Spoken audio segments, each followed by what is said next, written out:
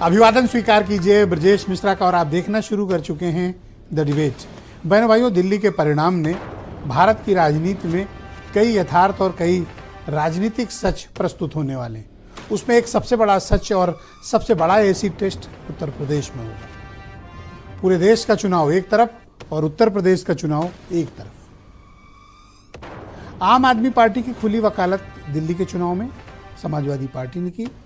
कांग्रेस ने आम आदमी पार्टी के खिलाफत की। समाजवादी पार्टी ने कोई न्यूट्रल स्टेटमेंट नहीं, स्टेट ने अपने स्टैंड लिया और आम आदमी पार्टी के साथ खड़ी हो गई। क्या इसका कोई इम्पैक्ट उत्तर प्रदेश में सपा और कांग्रेस के गठबंधन पे पड़ेगा?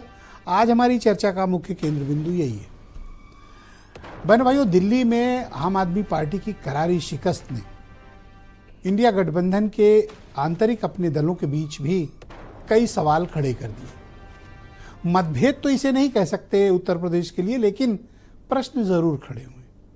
ये प्रश्न आपसी सामंजस्य का है, ये प्रश्न आपस के रिश्तों का है और ये प्रश्न करता है कि गठबंधन का उत्तर प्रदेश में भविष्य क्या है। क्योंकि इन दोनों दलों के लिए अब जो सबसे बड़ा चुनाव होगा बिहार वगैरह के बाद, वो उत्तर प्रदेश का होगा। इस देश में जो राजनीतिक ताकत किसी भी पॉलिटिकल पार्टी को मिलती है तो उसके पावर हाउस का नाम उत्तर प्रदेश है। जिस पार्टी ने उत्तर प्रदेश फतेह कर ली, दिल्ली पर उसका कब्जा स्वाभाविक होता है, नैसर्गिक माना जाता है। 2027 की तस्वीर अब धीरे धीरे शुरू होगी।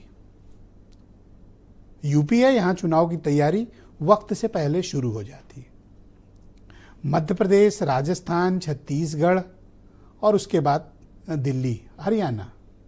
भारतीय जनता पार्टी ने बैक टू बैक सफलता अर्जित करके इंडिया गठबंधन के खेमे में हड़कंप मचा दिया है और इन दलों में आपसी तालमेल बिखर सा गया है।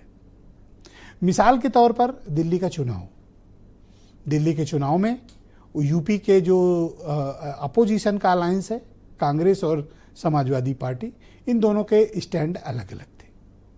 आम आदमी पार्टी गठबंधन की धुरी हुआ है दिल्ली में, लेकिन कांग्रेस और उसके बीच दुश्मनी हो गई।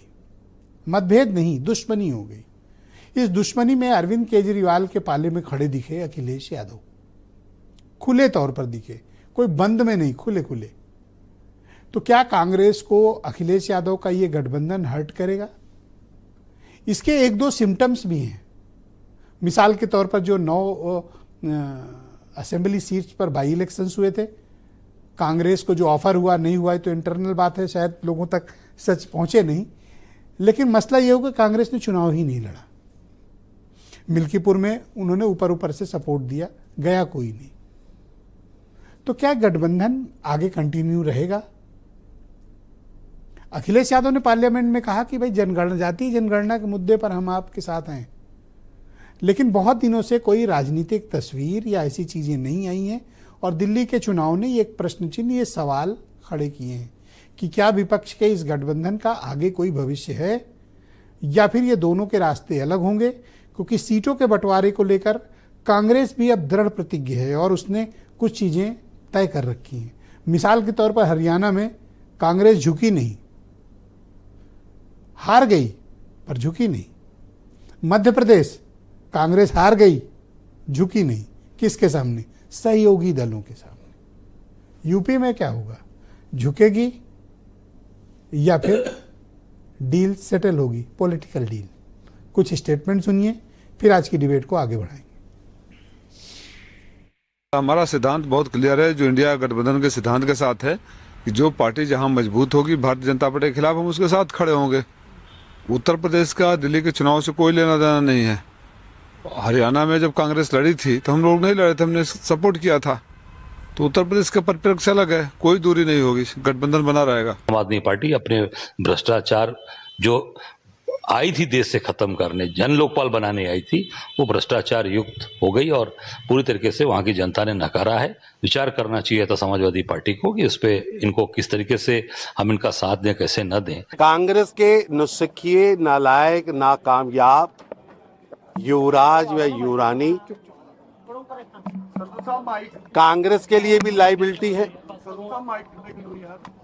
इंडी गठबंधन के लिए भी लाइबिलिटी है और देश के लिए भी लाइबिलिटी।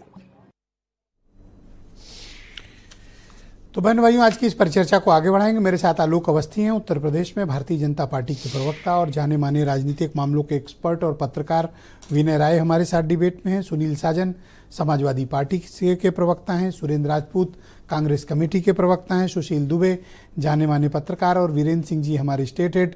आलोक जी, स्वागत आपका। और डिबेट की शुरुआत मैं आपसे करना चाहता हूँ। दिल्ली जीत के बाद आपकी